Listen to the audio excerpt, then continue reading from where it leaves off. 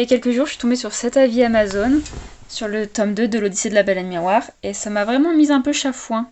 Parce que les fautes de frappe, il y en a très très peu. Ma meilleure amie, qui a un scanner à faute d'orthographe, sachant qu'elle est prof, m'a assuré qu'elle en a vu quasiment aucune, peut-être 2 ou 3 maximum. On n'a pas trop compris ce détail-là, mais en fait, quand j'ai vu ce commentaire pour la première fois, je l'ai même pas lu jusqu'au bout. J'ai juste lu le début et ça m'a saoulée et ça m'a fait peur aussi. Je me suis dit comment ça, il y a des fautes de frappe.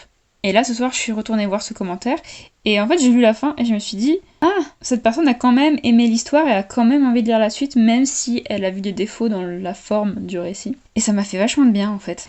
Parce que je suis très perfectionniste et je m'attache de fou aux petits détails, notamment dans la forme de mon récit. C'est-à-dire que si tu me dis qu'il y a des fautes d'orthographe, je vais m'en rendre malade parce que je ne supporte pas que le livre soit pas parfait.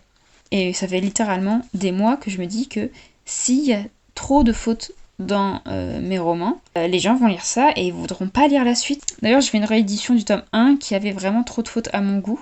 Donc maintenant, si vous l'achetez, vous n'avez plus de fautes normalement, sauf s'il en reste. Dans ce cas-là, ne me le dites pas, sinon j'aurais envie de me foutre en l'air. Mais cet avis m'a fait prendre conscience que mon récit, ce n'est pas que la forme, et que le fond est bien plus important, et qu'un lecteur ou une lectrice qui trouve des choses à redire sur la forme va quand même pouvoir apprécier l'histoire et vouloir lire la suite.